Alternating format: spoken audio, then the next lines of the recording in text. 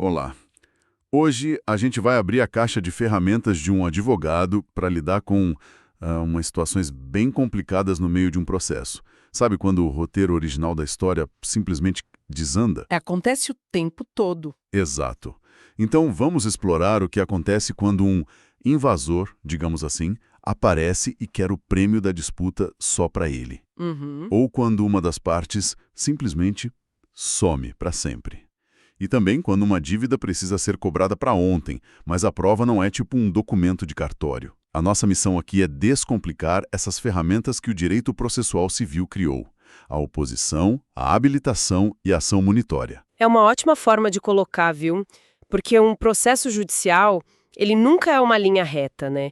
Ele é vivo e está sujeito a todo tipo de imprevisto. Então a lei precisa ter umas cartas na manga.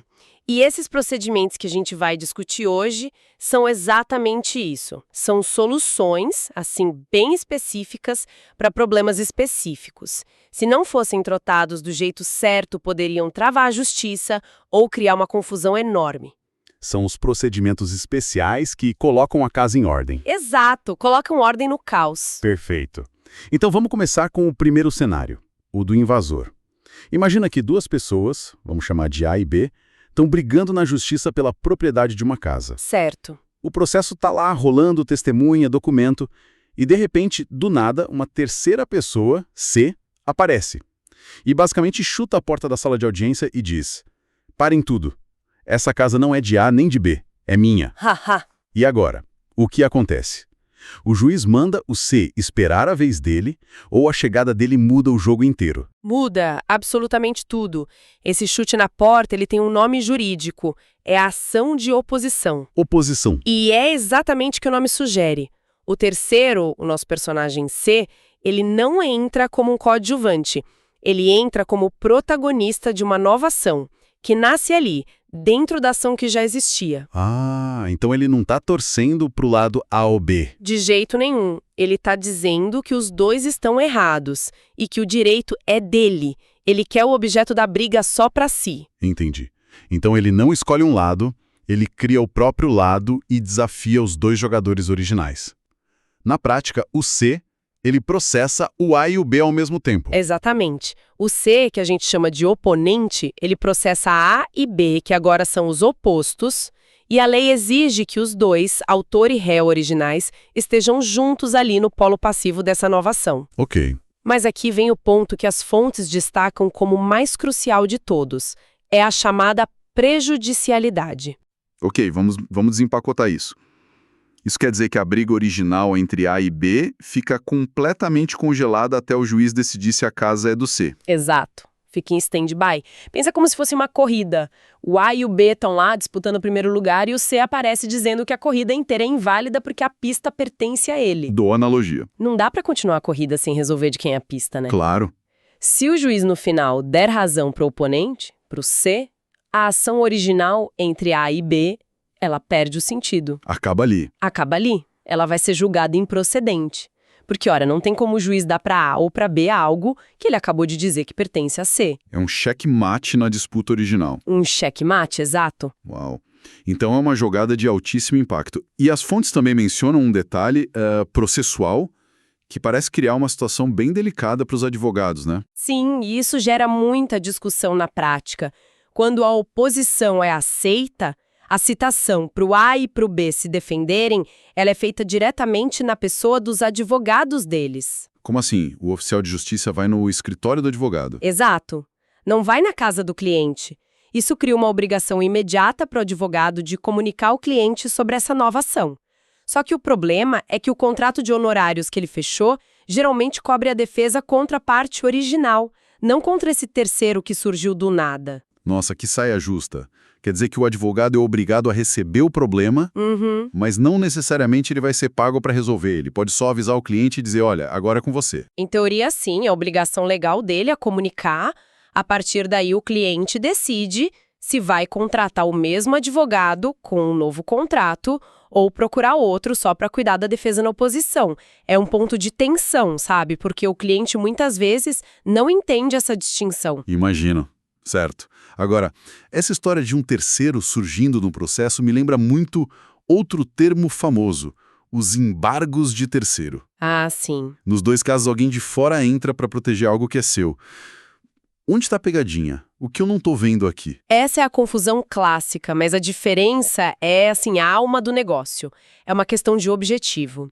Pensa assim, na oposição, o terceiro quer entrar na festa e levar o bolo para casa. Haha, ok. Ele quer o objeto da disputa. Ele olha A e B brigando pelo bolo e diz, esse bolo é meu. Já nos embargos de terceiro, o terceiro não quer saber da festa nem do bolo. Ele só quer que tirem o carro dele que estava estacionado na rua e foi guinchado por engano junto com o carro do dono da festa. Adorei a analogia. Então, um quer o prêmio da briga. Isso. E o outro só quer tirar o patrimônio dele da confusão. Perfeitamente. Nos embargos, o sujeito foi atingido por uma ordem judicial num processo que não era dele, tipo uma penhora que bloqueou a conta ou o imóvel dele por engano. O pedido dele é simples, é direto. Senhor juiz, com todo o respeito, essa briga não é minha. Libera o meu bem. Ele não entra no mérito da dívida, nada disso. Nada. Ele só prova que o bem atingido é dele e não podia ter sido envolvido. Fim de papo. E as fontes dão os exemplos práticos que mostram como os embargos são bem específicos, né? Por exemplo, a questão do prazo para agir. Sim, o STJ, o Superior Tribunal de Justiça, já pacificou isso. O prazo de 5 dias para o terceiro entrar com os embargos. Ele não começa a contar da data fria da penhora no papel. E sim de quando? Começa a contar do momento em que o terceiro teve ciência inequívoca do ato. Ou seja, quando ele de fato descobriu que o bem dele estava em risco. Ah, isso é bem mais justo. A lei não pode punir quem nem sabia que estava sendo prejudicado. Exatamente. E a questão dos custos? Quem paga a conta dessa confusão toda? Aí entra uma lógica muito interessante, que o STJ também definiu, que é baseada no princípio da causalidade. A pergunta é, quem deu causa à penhora indevida? Quem gerou o problema? Isso.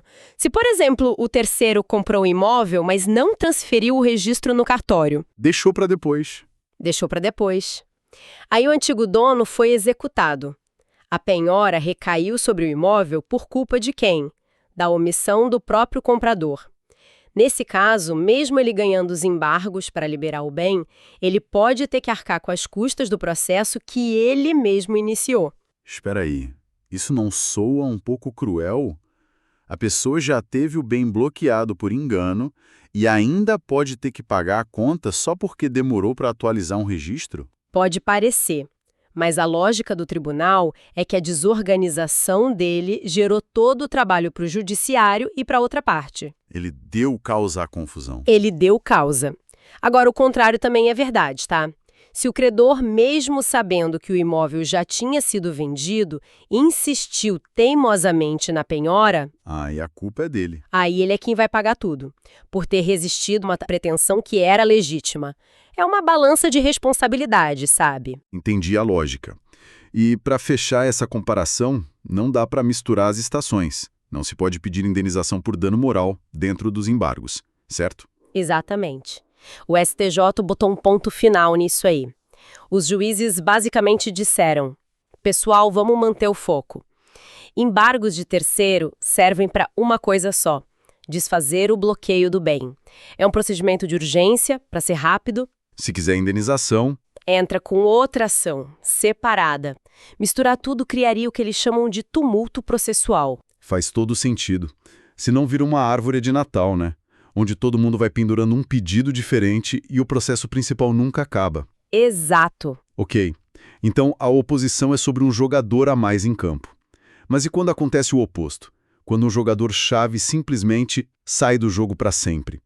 O que acontece se o autor ou o réu falece no meio da disputa? O jogo acaba? Não necessariamente. E é aí que entra a nossa segunda ferramenta da caixa, a habilitação. Habilitação. É, basicamente, o plano de sucessão do processo. Quando uma parte morre, o processo não morre junto, desde que o direito em discussão seja transmissível. A habilitação é o mecanismo que aperta o pause, faz a substituição do jogador que saiu por seus herdeiros ou pelo espólio e depois aperta o play de novo. E o que seria um direito não transmissível? Imagino que em questões muito pessoais, A morte realmente põe um ponto final, né?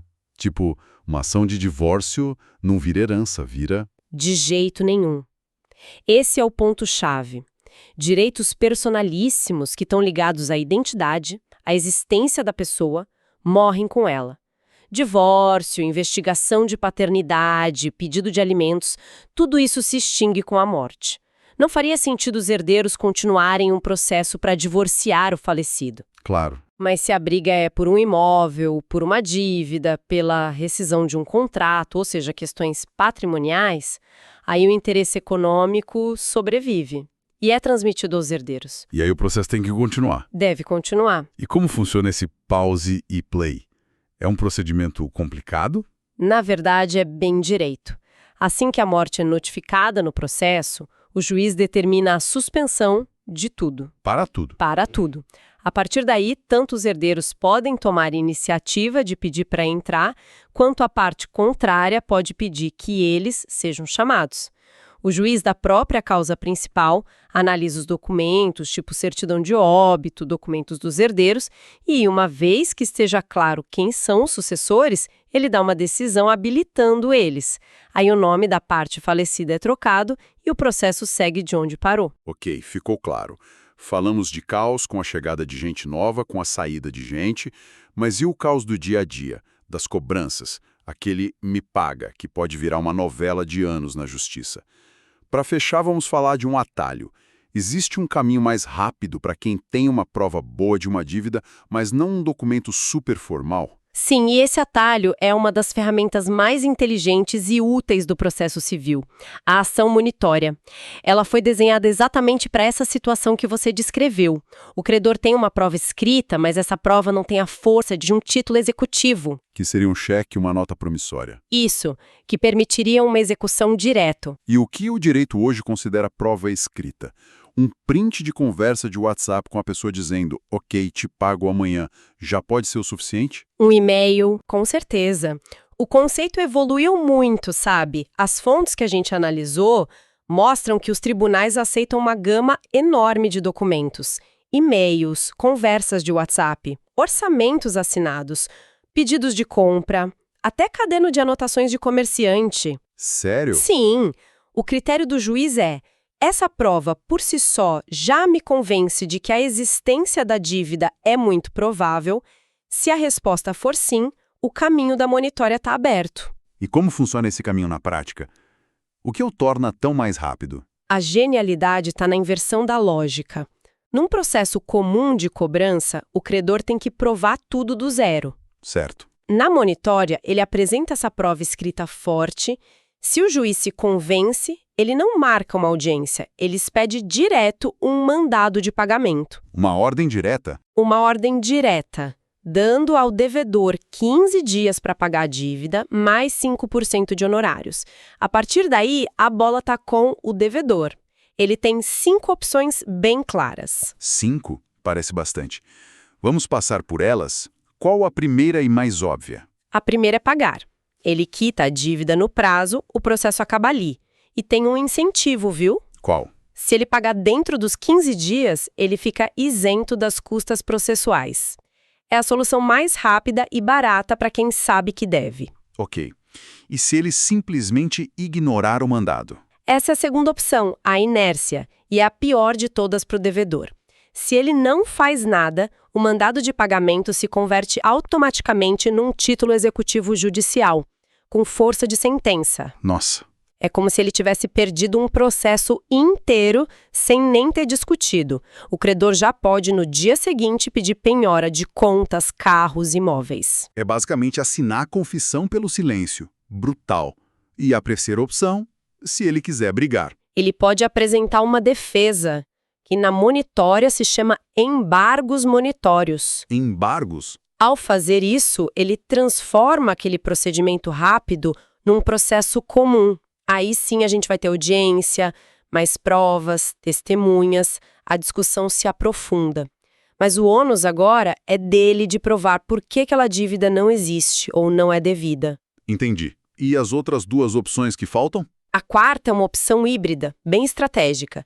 Ele pode depositar o valor em juízo e, ao mesmo tempo, apresentar os embargos. Ah, é um estou pagando para ver. Exato, ele mostra boa-fé, evita a conversão em título executivo, mas não abre mão de discutir a dívida. E a quinta, por fim, é reconhecer a dívida, mas pedir o parcelamento judicial, depositando 30% e dividindo o resto em até 6 vezes. Mas aí ele não pode mais se defender. Aí não. Ao fazer isso, ele abre mão do direito de embargar. Uau, isso é genial. Então, o grande pulo do gato da ação monitória não é só a velocidade, é a inversão psicológica.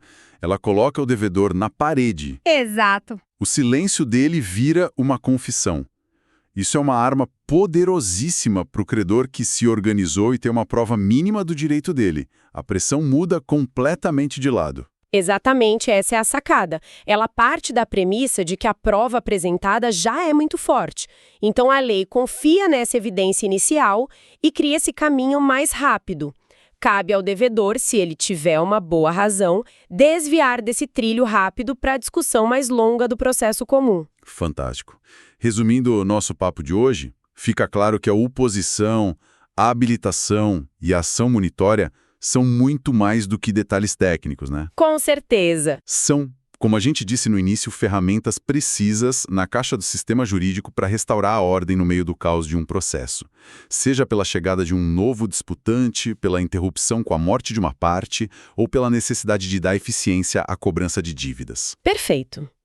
E essa discussão toda, especialmente sobre a ação monitória, nos joga direto para uma reflexão final sobre o futuro.